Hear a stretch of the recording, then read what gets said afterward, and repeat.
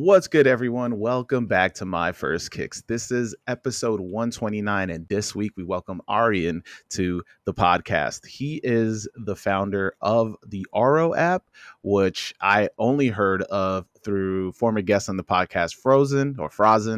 Shout out to Frank. It was really cool. It's a really cool conversation. Because we know, I've had several people that have been on here that have been in the game for a really long time, and it's just really cool to talk to somebody who is young, who turned their love for sneakers and the thought of reselling and how he made reselling part of what he does and moving forward in his life, and how to pay his bills. And it was just a very insightful episode because we've had 23 Penny on, who is in my eyes one of the OGs in my head in terms of reselling. Because we talk about it on the podcast, on his episode of the podcast, where I was following him for years, and he never showed his face, and he always just had heat. And now we talked about in this episode, he has 2 stores, and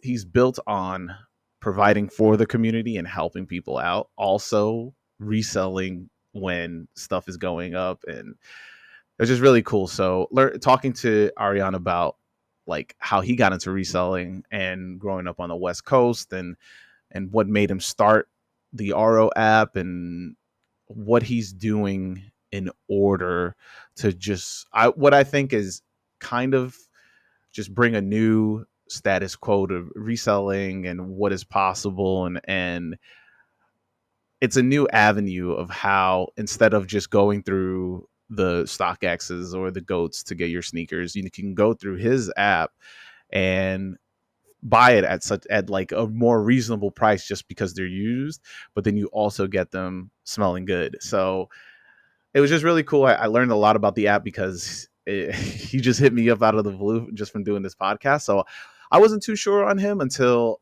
I spoke to Frozen about him, and he gave that cosign, and I was just like, all right, cool, I'm gonna have him on, and you get to hear us create a bond. So I'm hoping to make sure that he gets on several other episodes too, because it was just really cool getting to hear his perspective and growing up around the Fairfax era, where Round 2 was popping up, and Tyler the Creator was hanging out at the Diamond Store. It was just, he grew up in the quintessential sneakerhead West Coast. So I found it really cool. We got some really interesting stories, so I'm very excited for you to hear that. So I'm on vacation right now, and this is pre-recorded, so I don't have any stories for you for this intro.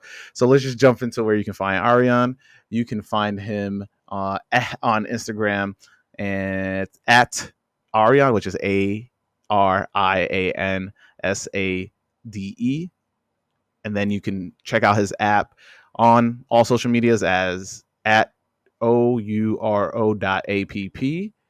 And make sure you can find his app in all Google Play. I think it's on Google Play now, but yeah, on Apple and Google.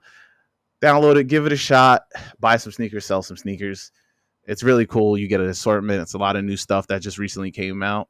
So definitely give it a shot. And he also does a charity, which is really cool. I'm hoping to jump in on that from time to time, which is at it's Spare a Pair. So SPAREAPAIR. All this information, me telling this, and then I'm gonna tell you right now, all the information is in the description of this podcast. If you're watching it on YouTube, just look in the description of the episode that you're watching. And if you're listening to this, check it out in the descriptions of the episode of this podcast. And of course, you know where to find me. I am Who Is Haas on all social medias. Shout out to everybody that hit me up for my birthday and told me happy birthday. Thanks to y'all. Thank you to thinking of me. And then follow the podcast on My First Kicks Pod on IG and Twitter. Follow the podcast on TikTok and YouTube at My First Kicks. Hit me up if you have a My First Kick story. Would love to hear from each and every one of you. And on to this week's guest, Arian. But before we jump into this episode, I want to talk to you about Drops and Collect by Soul Savvy. With Drops and Collect, you are able to stay ahead of the game. Using Drops, you can enter raffles and set alerts for any restocks. Well, I can't stop it anyway. Whatever.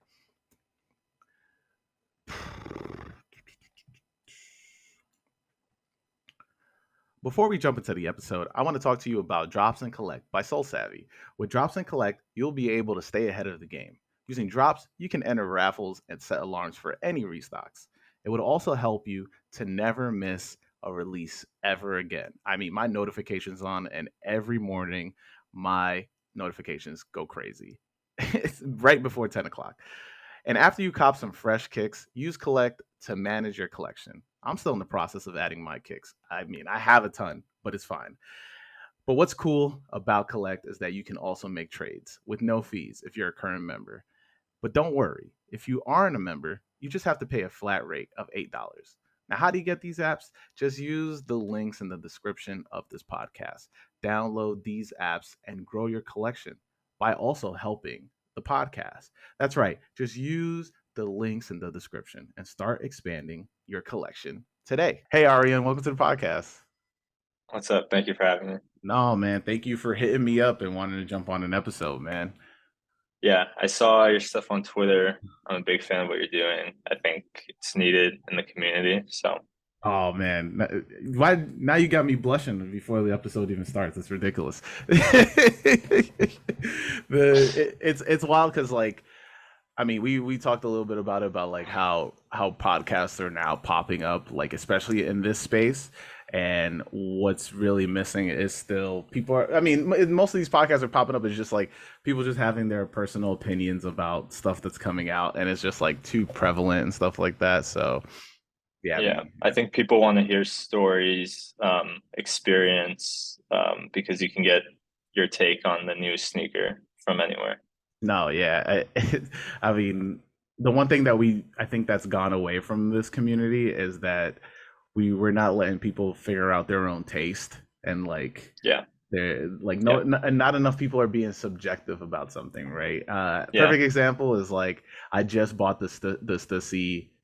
Am I saying it right? Stussy. I'm at the Stussy Vandals, right? And so yeah, I did like a quick Google search because I was just like trying to, what was I trying to do? I was trying to find something to show. I was trying to find a picture to show it to my friends in my Discord group. And so I look at the picture, I put it in, and then TikTok video comes up, and it's like, he's like, oh, these Stussy, no, he goes, this Stussy, because it's a British dude, this Stussy Vandal is the worst collab of the year. And I'm like, what?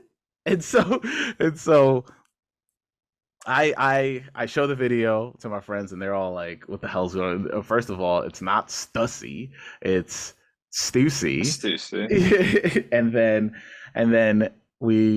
I posted about like I made a video about it on TikTok too, so to combat what he was saying, so I can help people say it correctly, but also Yeah, just content. And then the dude, somebody's comment is like, "Oh, he's not wrong." I was just like, "It's."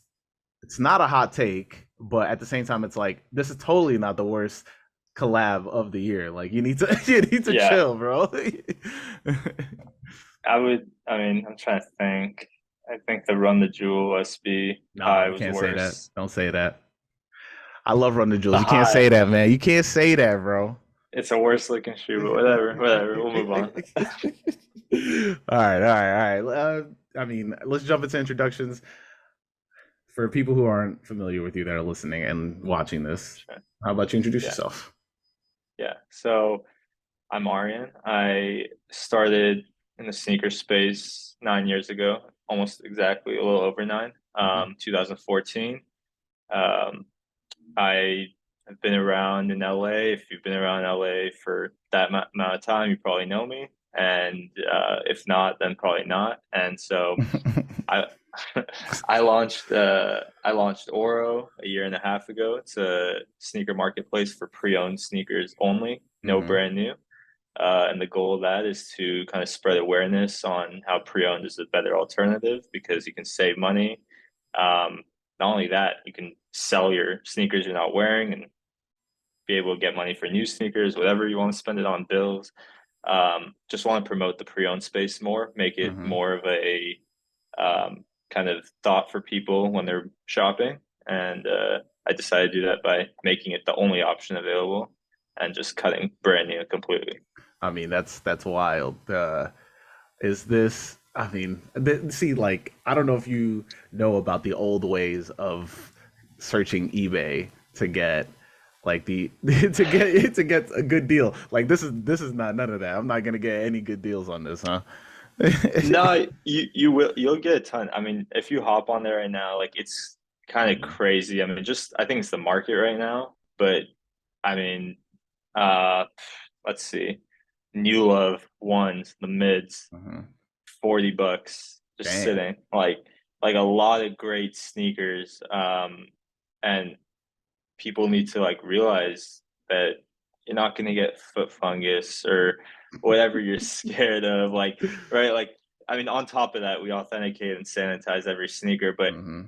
it's like people need to realize that pre-owned is a great option. I understand that eBay is like a fun thing to like search through and like do whatever, but um I think the shopping experience could be better. Hmm. People are You're gonna search a Jordan One bread on eBay and get 30 different things that aren't a Jordan One bread. Right. Probably Yeah. more, probably Yeah. hundreds, right? Hmm. And so, I mean, I guess some of the fun in it is like searching through and whatever, but I just felt that it'd be much easier if you could just filter it down very easy way where sellers get less control on the description, name. They don't get to choose any of that. They just get to search by SKU Hmm. and fill in a multiple choice basically of their sneaker, the condition, size, whatever.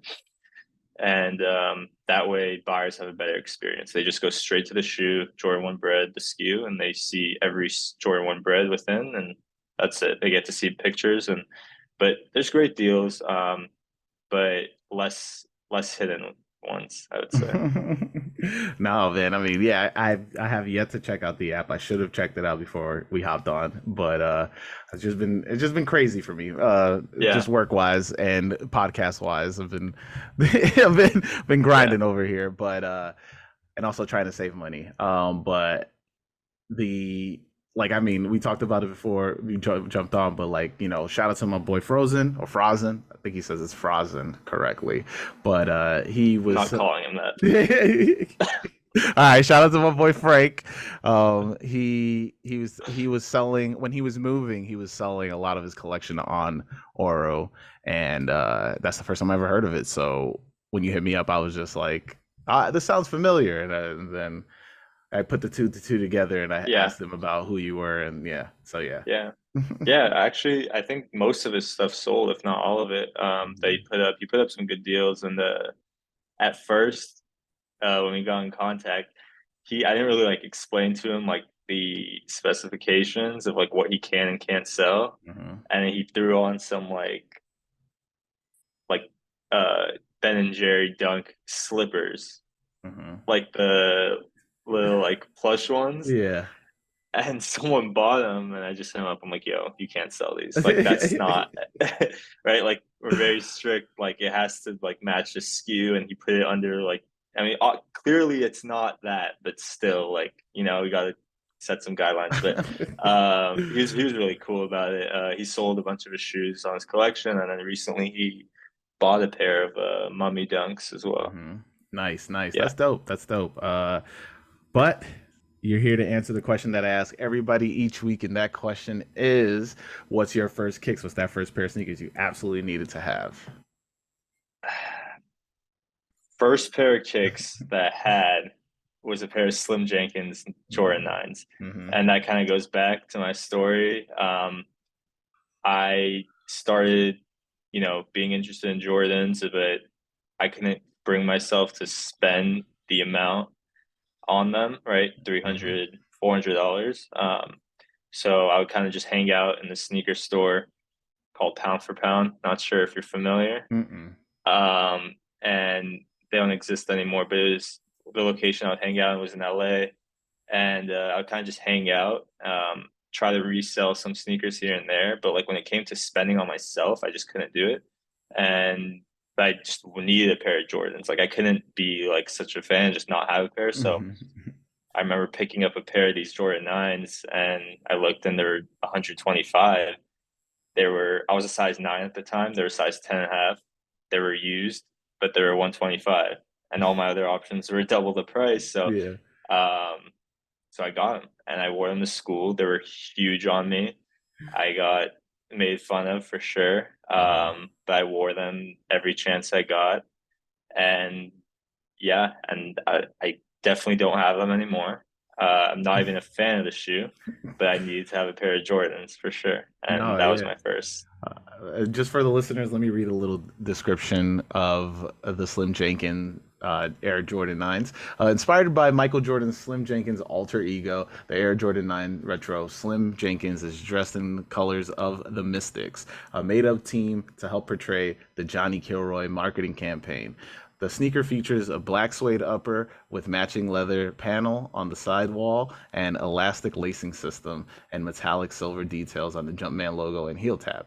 Part of the Johnny Kilroy pack, which showcases the fictional characters Michael Jordan adopted while retired from basketball. Man, I don't know if you remember this whole rollout for these shoes. No.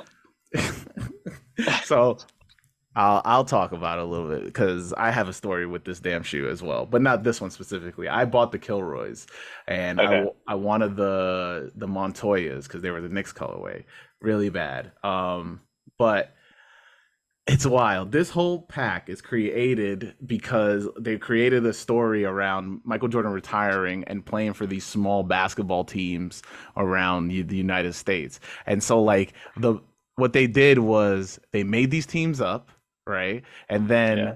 then they put like you'd be on the internet and like you'll see like a poster for a fake team and it's like Michael Jordan with like a mustache and a big afro and it's like he's playing on this team and he has a fake name, so his name is Slim Jenkins on this one, and or Johnny Kilroy was the first one, was the first name, and it was like it's this nine with I mean I'm sure you've seen it, everybody's listening seen it. It's this nine with the silver trim around it. It's like silver, red, and black, and then in the inside of the shoe it says is in the on the tongue it says Yeah. Kilroy was here. Listen, I wanted these shoes pretty bad because I was like, "This is a crazy idea! Like, I can't believe they could, like actually came up with like this crazy inventive story." Yo, I I struck out on Nike.com. I was there refreshing for it to come out. It came out, struck out, sold out everywhere.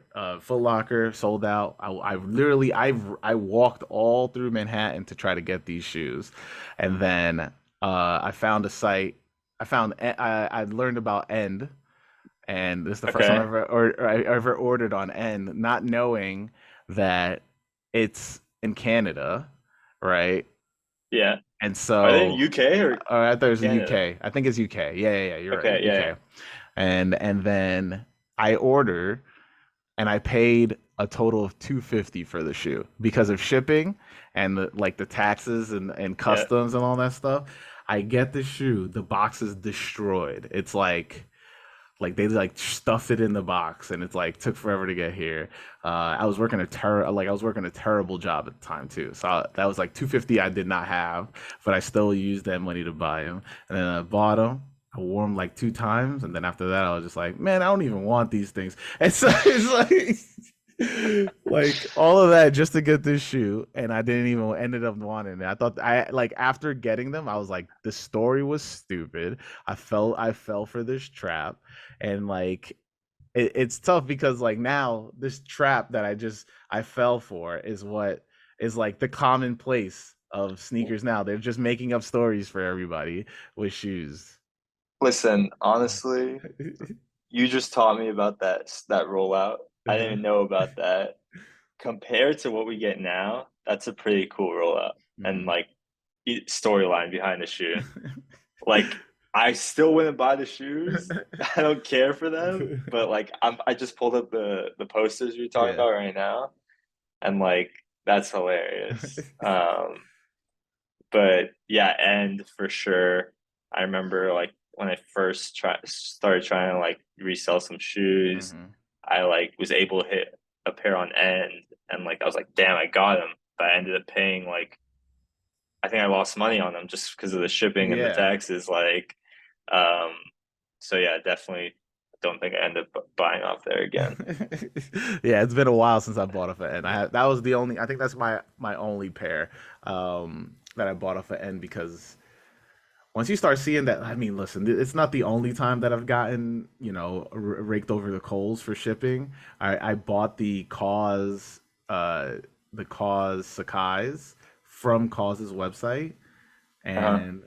and and if you go on any resale site, probably on your app right now, you could probably get the Cause Sakai's for like $60 or something like that, some We crazy price. we sold a pair for $40. Yeah, exactly. I paid $220 for that shoe because they charged me $25 shipping. They charged me tax on top of that, and then the shoe retailed at like 170, I think it was like You're that. talking about the low tops, the Yeah, the blue, lows. I got the purple ones. the purple. Okay, okay, yeah, Yeah, man, it's not fun. This game sometimes gets you. So, especially now. Yeah, I what? know. How did you? So, like, what got you into sneakers besides the Slim Jenkins? Like, where did it all begin for you? So kind of corny story, but in seventh Mhm. grade, I was selling chocolate. There you go. Um, that was like my go-to make around like $30 a day. Hmm. Um, and one of my friends kind of started telling me about his brother had just camped out for Gamma 11s. Hmm. And I was like, cool, whatever. And he's like, yeah. And then he got like one pair personal, and then he got two pairs to resell. And he's gonna sell them for like 400 each. And I was like, that sounds better than my $30 on chocolate. So at first I was like, okay, cool, I can make money. I go to his house. It was either that day or like a few days later after school, and he pulls them out, and like I see this crazy box. He pulls out. Hmm. Remember the Gamma 11s, like the Yeah, blue, and then pulls out. I've never that seen a box pair of a that box sucks though. I'm gonna tell you right now, that well box sucks. now, but if that's the first that's the first box you're ever seeing. Yeah, Like it looked pretty cool, and yeah, then you yeah, pull yeah. out a pair of 11s. That's the first pair of Jordans you ever see in your life. Like you see the Hmm. patent leather, that brand new Gamma 11. Yeah, Like you think those shoes are worth like $1,000. If you're like a kid and yeah, you're opening it, you're like, yeah, yeah. yeah. I was 13 years old. Like and like so that immediately caught my eye, and I instantly just wanted to have whatever pair of Jordans. Like I started like every pair of Jordans were cool to me. Hmm. Almost every pair, right? And so I after that hopped on Nike. I think the following week they had a restock. Remember they had those random restocks in 2014 with the Hmm. like random GRs. Yeah. I got a pair of white and infrared sixes, which sucked that year. But like at the time, Slowly. I thought they Yeah. were so cool, right? Yeah. Um, and That's, I then mean, at least you didn't get the ones that were like, that year, it wasn't the ones that dropped over the pandemic in 2020 where they were like fading, like it was like turning pink on the sides and stuff like that. did That's, they retro that shoe again? yeah, right? The white, the white or the black pair? The white pair. Did no way. Yeah, and everybody was talking about how it was bleeding onto the infrared was bleeding onto the sides. I don't think there's no way they retro the white pair. I think it was the white pair. Yeah, yeah, yeah. I'm not seeing it. I'm thinking I'm confusing the Carmine sixes. Oh yeah, Yeah, there we yeah, go. yeah, yeah, See, yeah. so yeah, it was the white infrared. Hmm. But I mean, not. I mean, the Carmine did come out that came out 2015 or 14. Yeah, same year too. So, but yeah, it was the white and Fred six. And then from there, I just started like building a collection. Oh, the Brazil pack. Spent Hmm. $500 on that thing. You remember Yeah. that? With the worthless CP3. Uh-huh. Once again, another, literally every single Jordan I bought it, looked at it. I was like, wow, these are the coolest things ever. Took a whole photo shoot with them, and then lost money on them. That's how it went for like the first year. Yeah. Um, right. So literally would camp out in my Nike town for like every Jordan, and I was like the only one in line. Hmm. Because I But mean, I remember that. I remember those times because you're talking about, and I was talking about this recently too.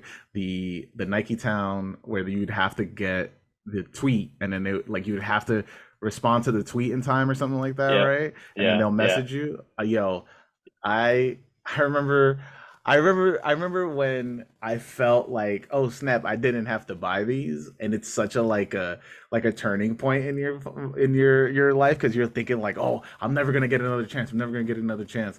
Um, Raptor sevens. I won them, and I was just like, or won them, quote unquote, and then I just said, you know what? I'm not gonna go pick those up. And it felt like I had the power in my hand. I was just like, I didn't have to go down there because nobody was getting them. Nobody was getting Yep. any of the Jordans when they were dropping for Nike Town.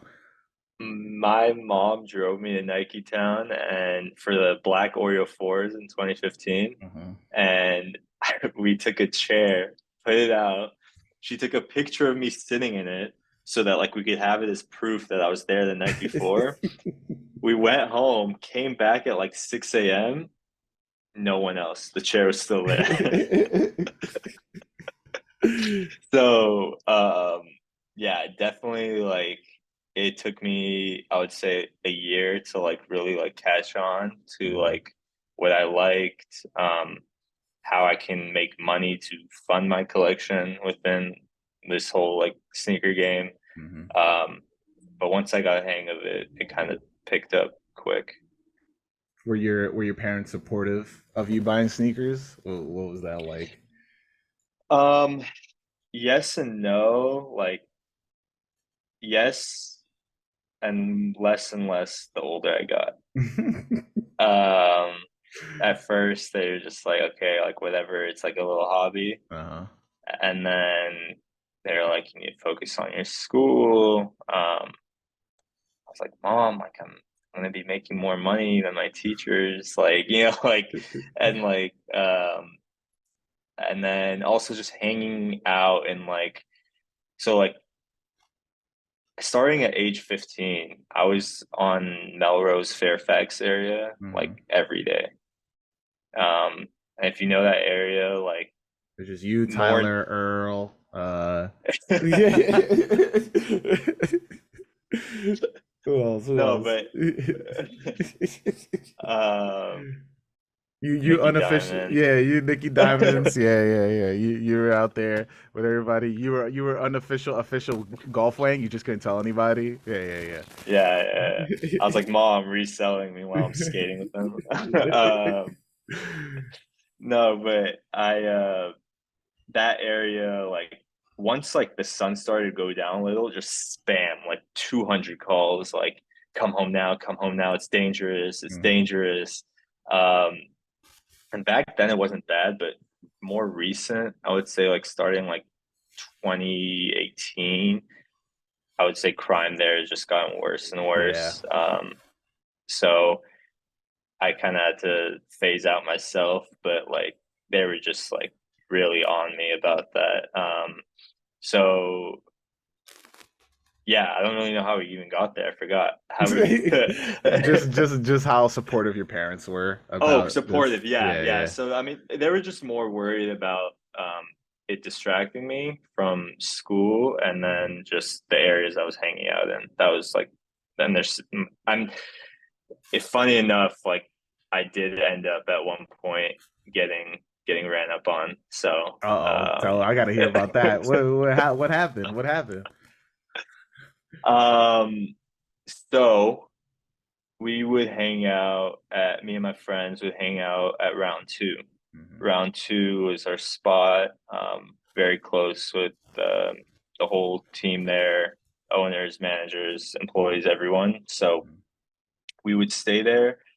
We get there like when they open and stay there till close and after close. After close, back in the day, like they would take their night picture of what they're putting out the next day, and then just have fun. Like they would like play with Nerf guns, like fucking do random shit, and Mhm. like it was just fun. Like we just stay around, and then we end up leaving at like 9 p.m. Mhm. Um, I think he's gonna say like 12 and 1. nah, nah. 9 p.m. The store closes at 7, I think, and Mhm. so and then me and my friend, one of my friends I would go with a lot, he lives 1 block away from me. So Mhm. I would go to his house and just kind of hang out, play video games or whatever, and then just walk home. Mhm. And um, so we would do this all the time, and I would usually like walk home at like midnight. Mhm. This time, my mom was like, "Come home before 10, please, or 10:30. Please come home before 10:30.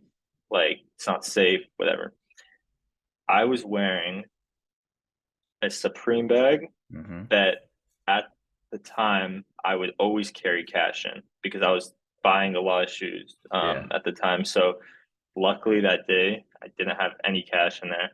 I was wearing Supreme Champion sweatpants in a loud peach colorway Mhm. and shattered backboard ones. Okay. So Dripped out over here. overall, and on top of all of that, I was 15 years old, looked like a Mhm. little kid, and I have two big white bags full of sneakers in Oh my god. them. At midnight? You're crazy, man. Wait, not even at like 10:15 p.m. Mhm. How'd So you but wait, I would do how'd you get home? Like were you guys like taking the Uber, bus? Oh, you guys are Uber, Ubering. Okay, okay. Ubering. Yeah, Yeah. yeah. And but like keep in mind I would do this all the time, and like it's literally 1 block. Mhm. And so I also live I live near UCLA. Mhm. So it's generally a safe area. So I'm thinking like crime doesn't happen here. Like also I'm really young though. Like I'm Naive about yeah, that. Yeah. super, Yeah. super, super. And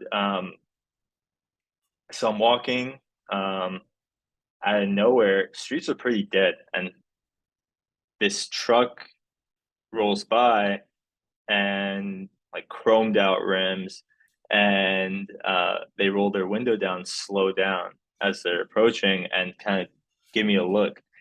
And I see them still super naive. Instead of thinking like, oh, they're gonna rob me, I'm like, oh, they're probably living nearby, and they're like, what is this kid doing out late at night? Um, I would have been running, dude. I don't know what you're talking about. I would have been out, bro. yeah. So they turn the corner. I'm like, all right, probably live nearby. Like they were just probably wondering what I'm doing out late. Mhm. Oh And yeah, you know, neighborhood watch. They're just making sure yeah, everybody's safe. exactly. Just I don't know what I was thinking. And so they turn right, and my turn is left, Mhm. and then my house right there. And so I'm like, okay, I'm like right here. I'm fine.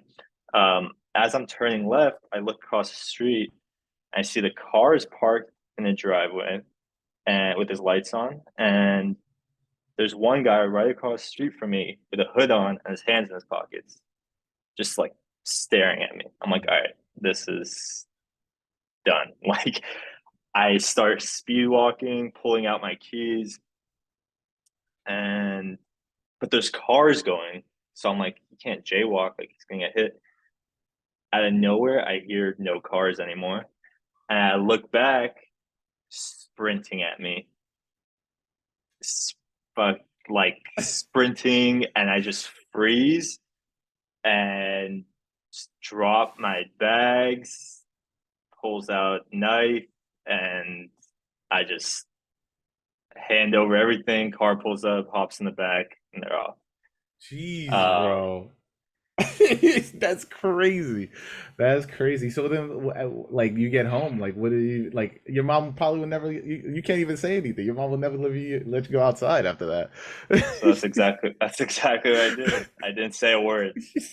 I was like, if I tell her, I could never, like, never. Like, I'm not leaving the house to resell, to buy sneakers, to even go out with my friends. Like, it's done. Like, um, I actually only told my parents a year ago.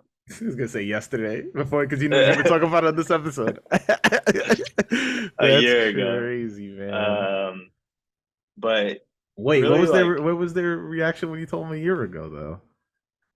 Wait, how did you even just tell like, them? You just go, "Hey guys, I just gotta let me tell you a story real quick. This happened on I the just, corner." I finally just felt like, okay, like they really like kind of like eased off on like I'm 22, Mhm. like if they told me to not go out, like they're not gonna tell me to not go out, like I kind of felt comfortable there where I'm like, all Uh-huh. right, so I brought it up and they were just like, why don't you tell us? Like we could like call the police. I'm like, they're not catching them. Like, No, yeah. yeah. um, I was just like, no, whatever. But that really, I still continued with sneakers for like 6 months after that, Mhm. but it was just like it didn't feel right, and I completely like put it aside for a year and a half. Mhm. And I was still buying sneakers like from home online, Mhm. but I was never like leaving the house for sneakers. And but it was interesting. Like it was a good like you know learning experience and like place I don't to know if it's a good is the word I would put in there. sure, but it showed me about like my passion for sneakers because at a Mhm. certain point like for a little bit I was like I'm over this, like I can't anymore, but Mhm.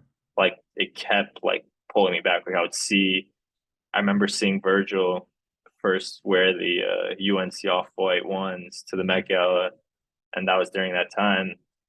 I was just like, oh, I have to go buy every regular UNC there is because I already know they're gonna go up crazy when those come out. And Mhm. like that's exactly what I did. So like I was just buying sneakers, holding them, and then like a year later, when I finally felt comfortable again, like next thing you know, all those UNCs had doubled in price and like whatever it was, right? So um but it was good to show me that like this is kind of it for me Mhm. because if that didn't scare me away, then like I don't really think anything else will. Where do you get your sense of just I want to say I mean I say the word on here a lot but hustle like where does that come from who what are your inspirations for you to because it started off by selling candy and now you're like you know what I'm gonna make a business behind selling sneakers so like what is it like where does that come from. I get this question, like I genuinely don't know. Mm-hmm. It's it feels very natural, and um, like neither of my parents are entrepreneurial, and so um, I don't know. I think just the feeling of being right feels good, right? Like, okay, like I'm gonna make this investment to a sneaker, and um, I'm gonna be able to promote it in my own way, and I'm gonna be right on the fact that my investment was the right choice, and I'm gonna Mm-hmm. sell it and like gain that credibility that I made the right decision, and then it kind of just like continues, right?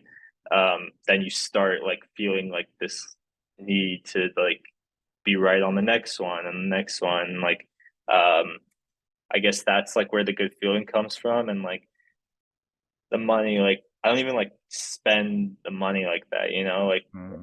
um, so I don't even know if it's about the money. It's more of like the feeling of doing the business itself. Interesting. Because like I mean I've spoken about it to other people, but and it seems like you've come up in. Oh, you've come up in resale culture versus like sneaker culture.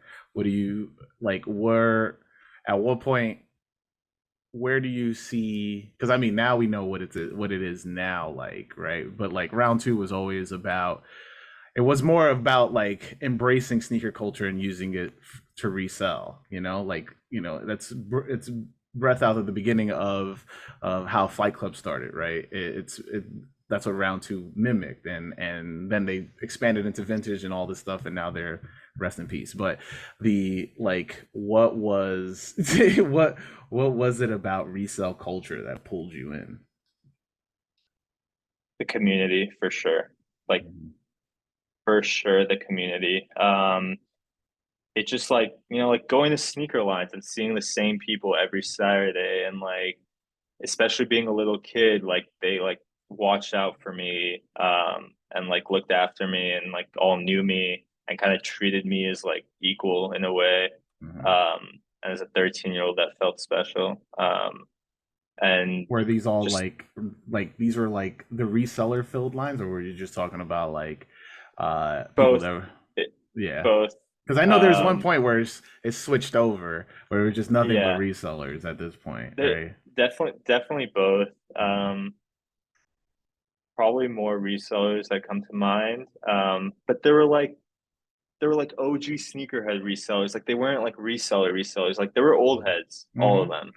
Um, they were just like they were always like getting one to wear and one to resell, like always. Mhm. It wasn't the resell culture that I think you're referring to right now. Like No, that, I I didn't. that's the resale culture. Like now it's more of, people are just only trying to make money. Like it has nothing to do Yeah, about the sneakers, and it's literally just a money game for them. So like yeah, stocks, like you buy stocks, you don't care what they're worth, you just know if they go up you can make money off of it.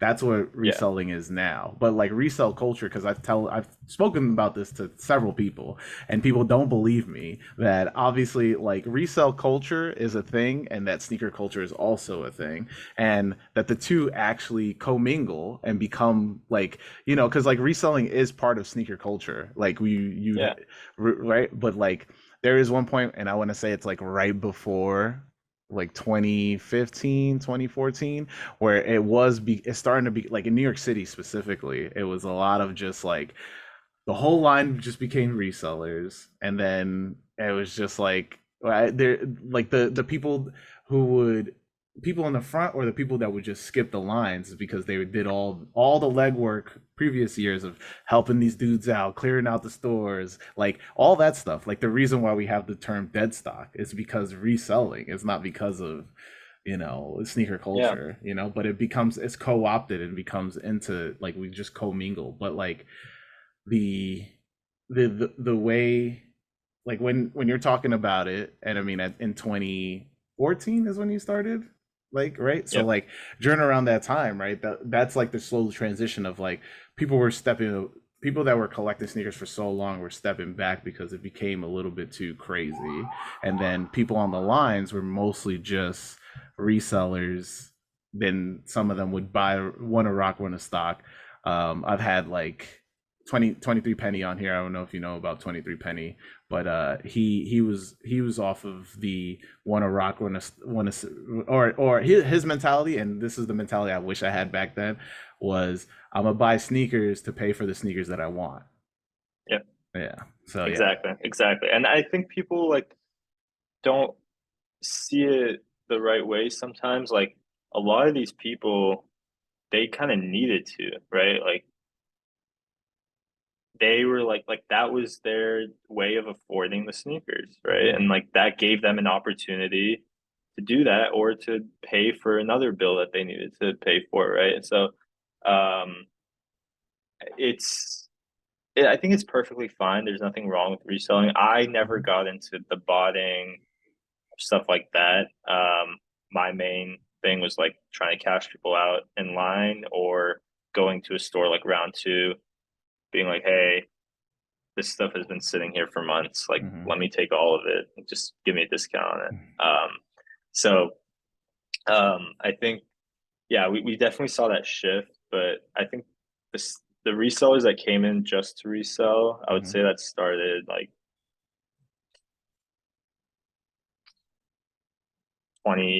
2016. Yeah, I was gonna say post Yeah, Galaxy phones. That's the whenever when the I would Galaxy say phones dropped. That I was think Adidas Yeezys I think really start. I mean, okay, Galaxy Foams like started the reseller, but mhm. that was what 2012, Well, 2013, I think it was. 13, Yeah, yeah. 13.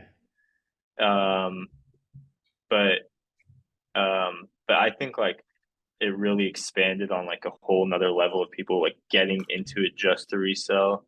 Um, with like the DSCZ, and then obviously that same year you had Go and StockX enter, Hmm. um, and then that kind of made it way easier for people to resell. And but like now you see people. I mean, I started seeing people who literally like they looked like they just knew that sneakers were a thing because they resold. Yeah. Like it was just a job for them. Like Hmm. that's it.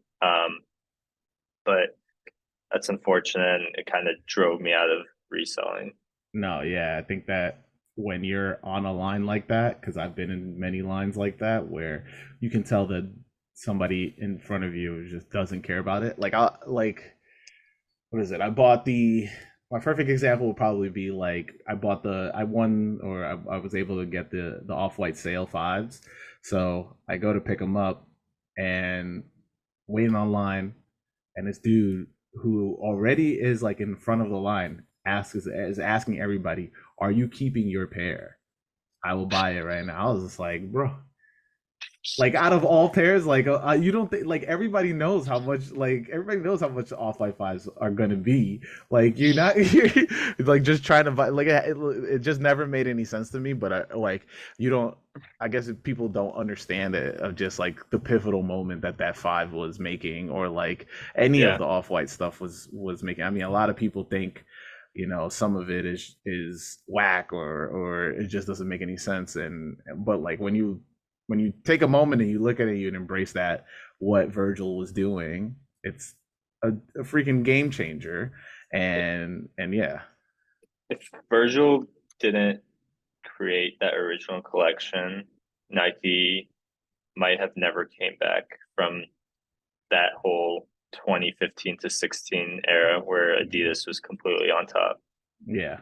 I mean, look, I credit Virgil for a lot of things because he was the one that turned Nike into not being like, oh, you don't have to not work with fashion houses. Or and then the same thing on the other side of like fashion houses don't have to be so high up and consider streetwear as part of like not part of fashion.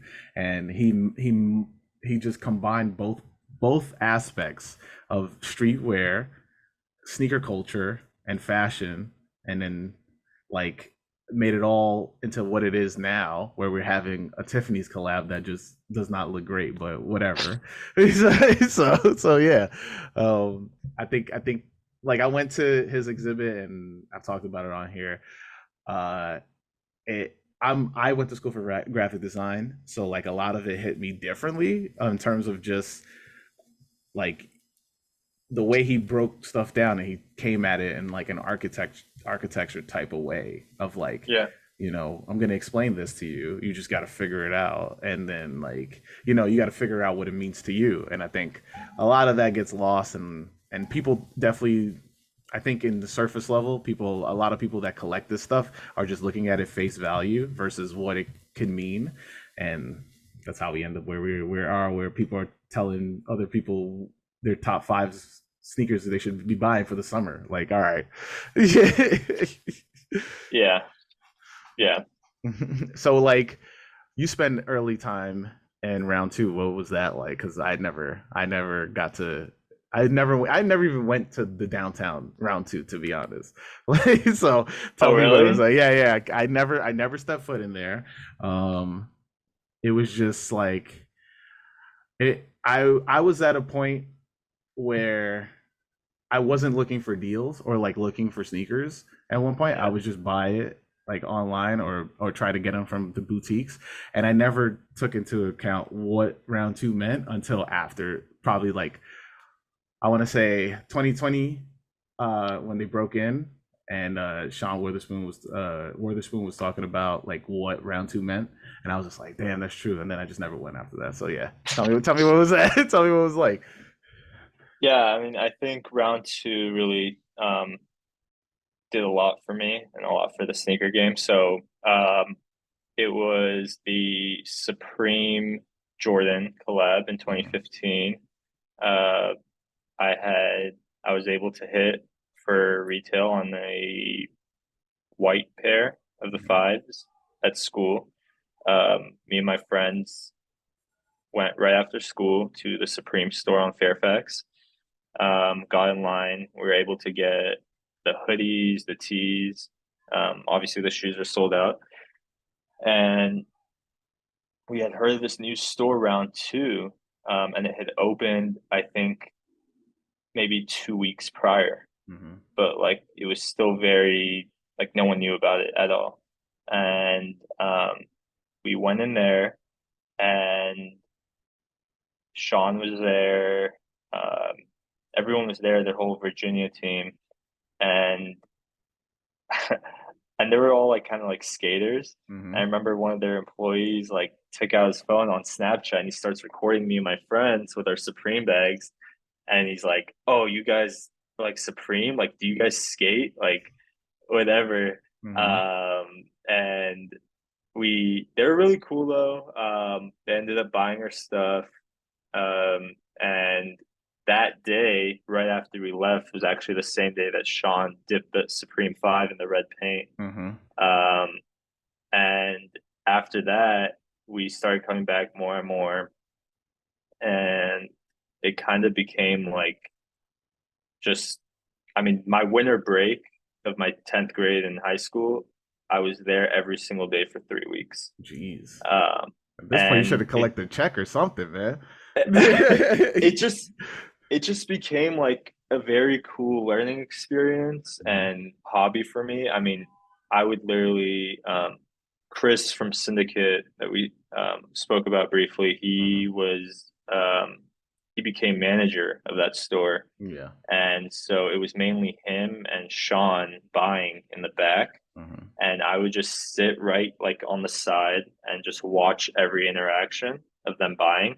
And Mm-hmm. it taught me a lot about how to conduct business and how to buy sneakers, sell sneakers, and like just interacting with customers. Mm-hmm. Um, and I would just sit there and learn. And at the end of the day, as I said, like I would be there every day, so I knew what was selling, what wasn't, and I would grab like 10 pairs of shoes that I knew weren't selling for them, and I'd be like, hey, I just calculate these 10 pairs, it comes out to 2,500. Let's do 2,100, and we were always able to make a deal. A lot of the times they would even give me shoes at cost, um, and I was able to make money there, and it was really cool. Just, I mean, I obviously seeing Sean go from early days to what it turned into. I was there in the main store while he was next door in the gallery designing the Air Max when Mm-hmm. it happened with the whole team. I don't know if you know, like have you seen the picture of everyone that was there? No.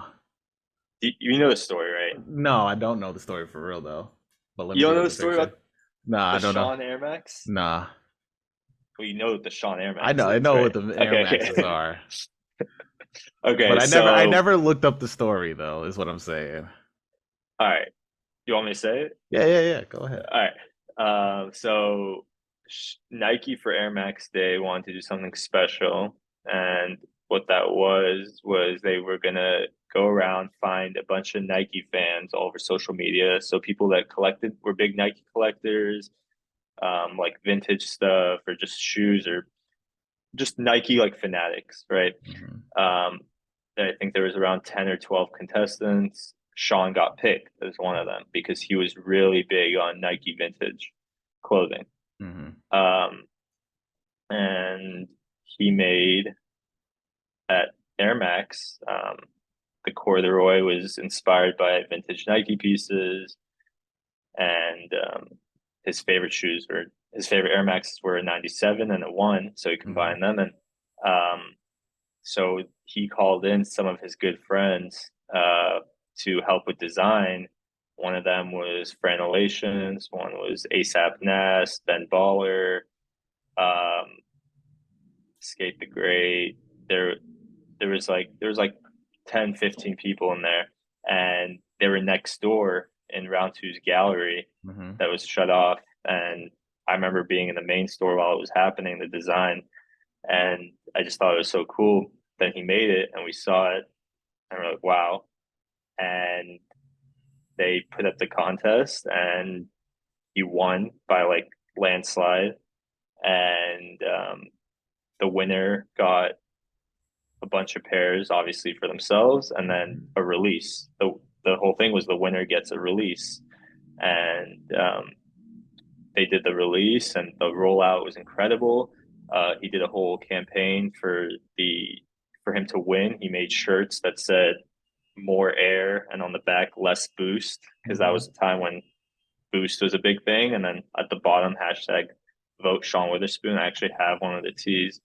Um, and he did great marketing to win, and he ended up winning. And so I think like that was really cool to be a part of, just seeing it there, like as it was happening. Yeah. And it ended up what I think to be probably a top five Air Max in terms of Air Maxes that help push the sneaker community forward, I No, think. yeah. I mean, I wasn't able to get this is I'm trying to remember if I was trying to get these. I don't think I was. I was like I was in the lulls of not having money of to buy sneakers. So I think this is when whenever I don't have enough money to buy sneakers, I just don't pay attention to sneakers. So they go I hand in hand. remember he ended up they made a Nike van that looked Hmm. like his shoe and Yeah, brought it I to see the that. store, Hmm. and van full of shoes, and he literally gave a free pair to everyone at round two that day, and I couldn't go, and I was so What? upset. I was just about to Yeah, ask you if you were able to get a pair for free. I literally like I don't know what it was. I think I had like school or something, and like I had tests or exams, and like I remember not being able to go get my pair, and like I was so upset. Um, but it's a great shoe, and I've had pairs here and there. Like I've never had a personal. I just For me, it's not a shoe I would wear. It's definitely a shoe I want to have in my collection, Hmm. just because of like the value to me. And I think it's a great looking shoe, like to look at. I just wouldn't wear it. Hmm. My only problem is if I have that shoe for a long amount of time, it's going to crumble, and then there's no point of it to me. Like if the shoe is crumbled, then like like it doesn't even look good, right? So like the whole point of having it is because it looks good, it's cool to look Yeah. at. So um, we'll see. I have mixed feelings about owning that shoe, but I What? see pairs come and go a lot. You should definitely get a pair. I mean, that's a that's a shoe that I mean it totally means something else to you. And Yeah, like stopping yourself from having it just out of fear of yeah, crumbling. Like you just got that's true. you should just have a pair. It's also $1,000 now. I mean, yeah. the But speaking of round two, were you there when they created what you call it, the show? Yeah, of And course. like, I'm yeah. I'm I'm definitely in a lot of the episodes. If you go back, Mhm. you'll see a little version of me. But yeah, Graham shot the show. Great guy, very talented, and the show I think once again like changed a lot for the sneaker community, for sneaker YouTube, Yeah. for content creating within sneakers, and um, it was something great that they did, and kind of It set definitely like the dictates bar. it dictated what sneaker I guess YouTube is now too. You Yeah, know, it's a lot of people have stolen their formats and for their shows on how to show. Like I mean, 2J's has done it. Like Urban Necessities, the dude that's scamming everybody right now, Chase something. Like the dude that does who's that? the mystery boxes, Chase Briner or something like that.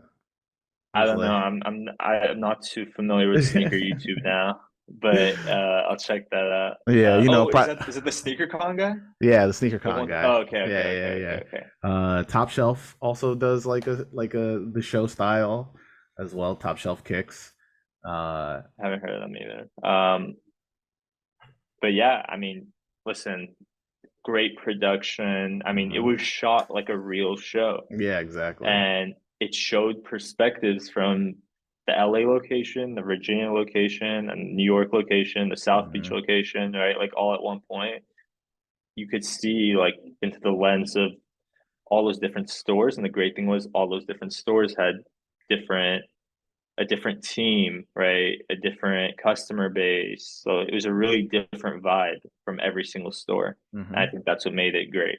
Yeah. I mean, listen, what was after being in the background for all of this, and now starting to be like now starting to well, what was the point where you were like, now I'm gonna make an app to sell sneakers, like, So because you have a lot of you have seen a lot, and now I feel yeah, like this is putting it all together. So like, yeah. yeah. So I had a video that went viral. You might have seen it. It's a video of me with my dad with a huge pile of shoes and they fall Yeah, over. I've seen it. Yeah, Okay.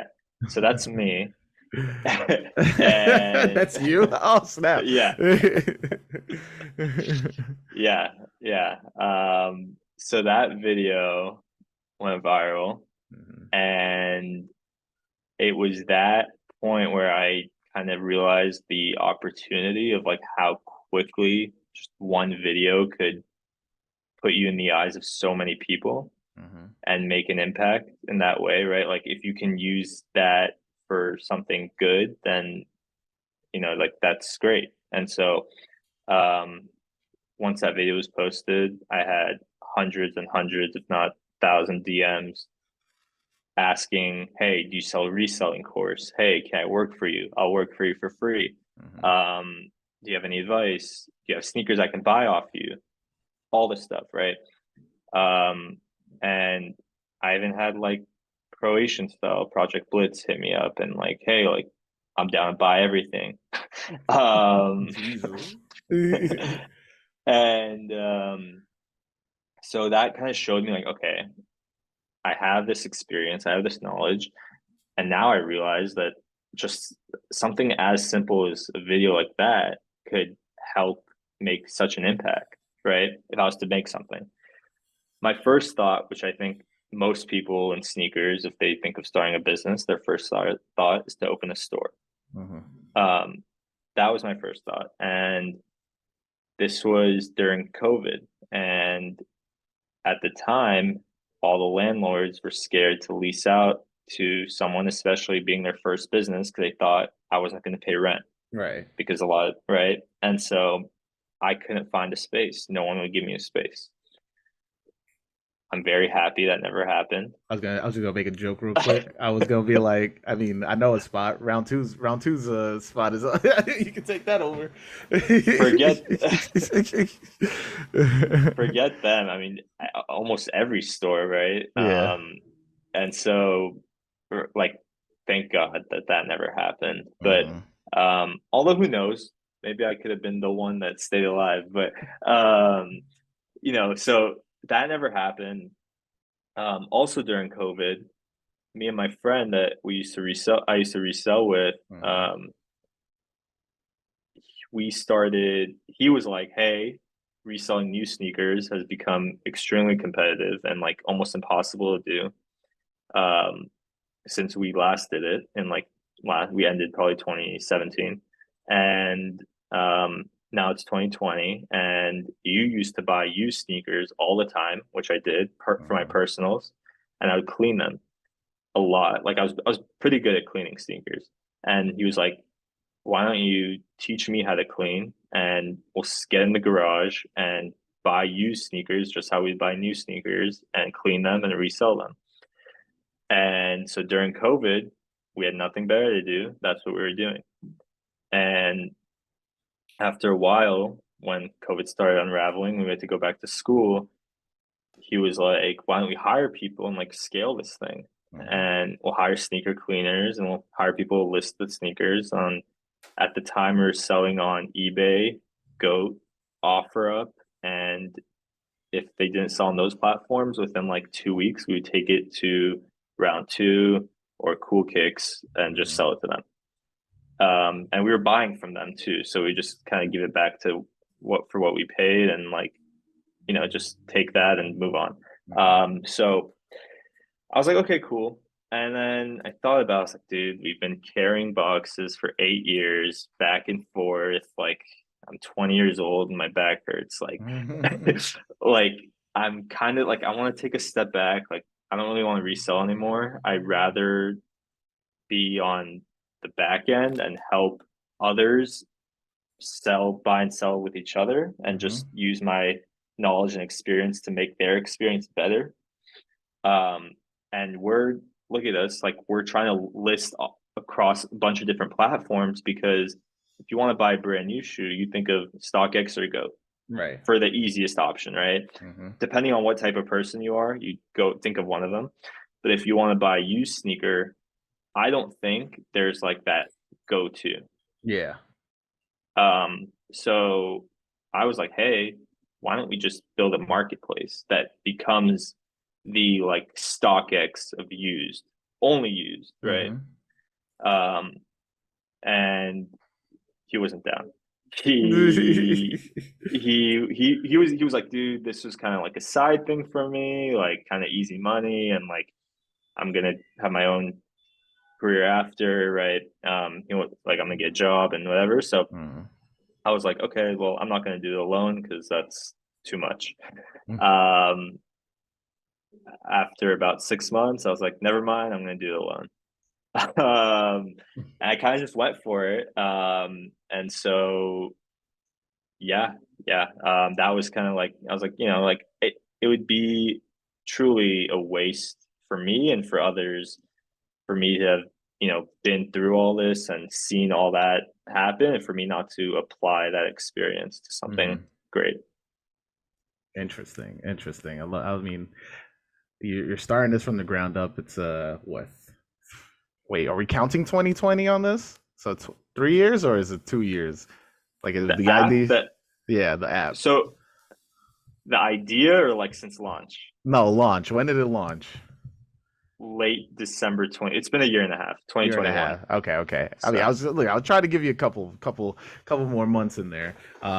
And so what what are you like? How hard has it been to start a new app? Because I don't know how many people understand the scaling you'd have to do to get this off the ground. So like yeah. what's the trials and tribulations?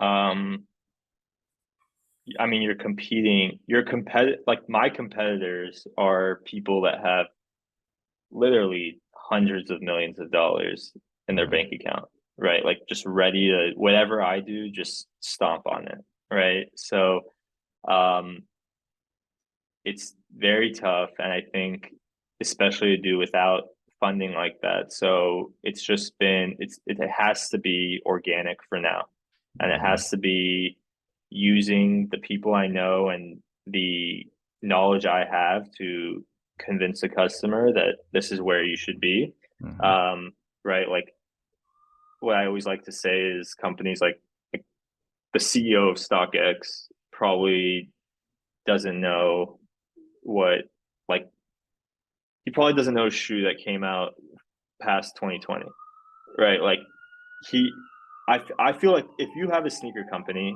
it should be run by someone that knows about sneakers, Hmm. and I feel like we don't get that. Yeah, for sure. And I feel like in the sneaker community that's needed.